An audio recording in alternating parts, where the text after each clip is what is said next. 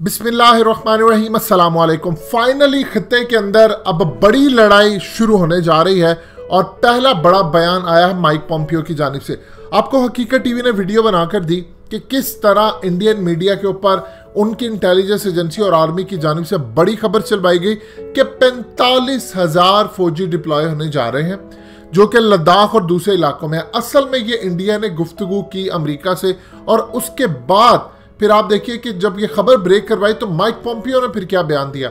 Mike Pompeo ने कहा कि वो अपने तमाम की तमाम फौजें जो हैं वो यूरोप से मूव कर रहे हैं और वो चाइना का जो इस वक्त थ्रेट है इंडिया को, उसके अलावा वियतनाम को, मलेशिया को, इंडोनेशिया को, हांगकांग को और उसके अलावा सबसे ज्यादा जो बड़ा और अहम तरीन उनको थ्रेट है वो ताइवान को है।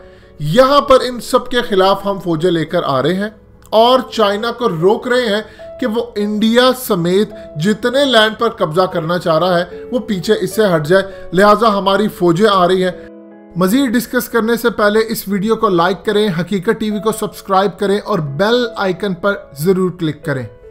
असल में पॉम्पियो का ये जो बयान है वो इंडिया के अंदर बड़े लेवल पर ब्रेकिंग न्यूज बनाकर चलाया गया कि अब इंडिया की मदद को अमेरिका आ रहा है। अमेरिका असल में नेटो को लेकर आना चाहता है, जहाज, समंदरी बेड़े और ये तमाम की तमाम वो चीजें लेकर आ रहा है। चाइना इसको एज ए देखता है बेटर अपॉर्चुनिटी। चाइना पूरी तैयारी करके बैठा है। देखिए, शतरंज का एक असूल होता है कि जब आपको एक अच्छी चाल नजर आती है तो आप फिर बेहतरीन चाल की तरफ देखते हैं। चाइना इस वक्त ये सूरत हाल कर रहा है। हमेशा से याद रखिएगा, शतरंज में अगर आप अपने प्यादे बचा कर रखते हैं तो वो एंड पर वजीर भी बन सकते हैं और वो वजीर बनकर मुखालिफ पार्टीज को शिकस्त इजीली दे सकते हैं। चाइना यही काम करने जा रहा है। देखिए, आज से तकरीबन 2019 का स्टार्ट ले लीजिए, आज 2020 चल रहा है, जून का महीना है। चाइना ने 2019 जनवरी के अंदर कहा था कि बहुत बड़ा थ्रेट है हमें, ब्लैक स्वान और ग्रे हाइनो आने वाला है, जो कि अचानक पूरी दुनिया का निजाम, पूरी दुनिया के अंदर सब कुछ बदल देगा। और उस वक्त चाइना के सदर ने अपनी आर्मी को कहा था कि आप जंग की तैयारियां शुरू करें। जाहिर सी बात है, चाइना को इदराक इस बात का हो चला था कि यहां पर कुछ होने जा रहा है और अमेरिका के हवाले से वो मुकम्मल तौर पर तैयार थे। अब आप ये देखिए कि चाइना करने क्या चाह रहा है। चाइना नेपाल, भूटान, पाकिस्तान और इंडिया के इर्द गिर्द जितने भी लोग हैं, असल में साउथ चाइना सी को वो काउंटर कर लेगा, किसी ना किसी तरह वो कर लेगा, क्योंकि पानियों के ऊपर उसको बड़ी जबरदस्त रसाई हासिल है।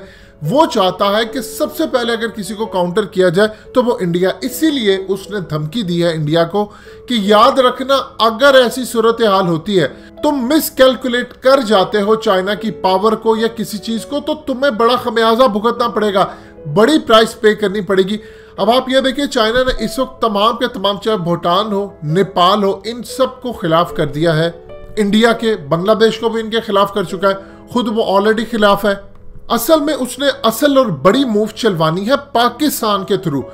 अब आपको कश्मीर के अंदर जो लड़ाई नजर आएगी, अब आप ये देखिए कि इस वक्त इंडियन मीडिया के अंदर जो मामला चल रहा है उसको तो आप एक साइड पर रख दे। इंडिया की इंटेलिजेंस एजेंसी इस वक्त काम कर रही है कि किसी तरह हम तिब्बत कार्ड इस्तेमाल करें चाइना के खिलाफ। और चाइना आगे प्लान ये कर रहा है कि वो कश्मीर के मामले के अंदर पाकिस्तान के साथ मिल जाए और हम कश्मीरियों को मुकम्मल तौर पर आज़ादी दिलवाने के लिए एक प्लेटफॉर्म पर आ जाए। ये सबसे बड़ी डेवलपमेंट है जो चाइना अब करने जा रहा है। अगर अमेरिका के बेड़े पूरी तरह इस खत्ते में आते हैं चाइना के खिलाफ, तो सबसे पहले जो चाइना काम करेगा वो कश्मीर को आज़ाद करवाने वाला काम करेगा। वो मुकम्मल तौर पर पाकिस्तान के साथ मिलकर कश्मीर में फौजें उतार देगा। देखिए, पाकिस्तान और चाइना के साथ इस वक्त जो खामोश अंडरस्टैंडिंग है वो ये है कि अगर सूरत हाल खराब होती है चाइना के खिलाफ, इवन अमेरिका चाइना के खिलाफ अगर जंग लड़ने के लिए आता है, तो पाकिस्तान बतौर इत्तेहादी काम करेगा। यानी जो पाकिस्तान के अड्डे हैं वो चाइना इस्तेमाल करेगा, चाहे अमेरिका के खिलाफ अफगानिस्तान के अंदर हो या किसी भी जगह हो, और पाकिस्तान फिर इस जंग के अंदर मुकम्मल तौर पर शमूलियत इख्तियार करेगा। उसकी वजह यह है कि अमेरिका अगर चाइना के खिलाफ लड़ता है तो वो इंडोनेशिया को लड़वाएगा, वो वियतनाम को लड़वाएगा, वो ताइवान को लड़वाएगा, वो इंडिया को भी लड़वाएगा। तो पाकिस्तान इत्तेहादी के तौर पर चाइना के साथ खड़ा होगा, चाहे पाकिस्तान इंडिया को काउंटर करे उसका इत्तेहादी के तौर पर या किसी और को करे। ये तीसरी जंग अजीम में बदलने जा रहा है मामला।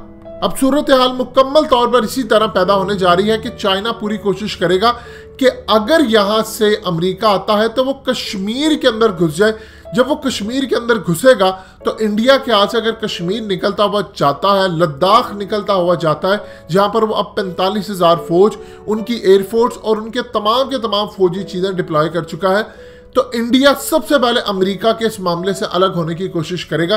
ये असल में उनके आगे प्लान है और इंशाल्लाह यही वो मौका होगा जब नेमतुल्लाह शाह वली की जो प्रेडिक्शंस है वो पूरी होनी है, जिसके अंदर उन्होंने कहा है कि काफिर कौम को ऐसी शिकस्त होगी जो इनके वहम गुमान में भी ना होगी, यानी इंडिया को मुकम्मल तौर पर इदराक ही नहीं होगा कि उसके साथ हो क्या रहा है, और इसी तरह फिर कश्मीर के आज़ाद होने की भी वो पेशनगोई करते हैं।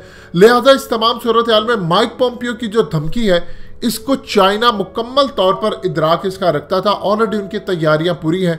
लेकिन अगर सूरत हाल इस तरह की होती है तो आप समझ लीजिए सबसे पहले अगर कोई मार्का होने कहीं जाएगा तो वो कश्मीर के अंदर होगा, और कश्मीर को चाइना आज़ाद करवाने के लिए फिर एड़ी चोटी का जोर लगा देगा, चाहे वो फिर ये मामले के ऊपर लेकर आए कि कश्मीर इंडिपेंडेंट हो जाए, पाकिस्तान के साथ शामिल हो जाए, कुछ भी हो जाए, लेकिन कम से कम वो इंडिया के चुंगल से निकाला है। सो ये एक अपॉर्चुनिटी के तौर पर हम इसको देखते हैं, और जंग से घबराना नहीं है।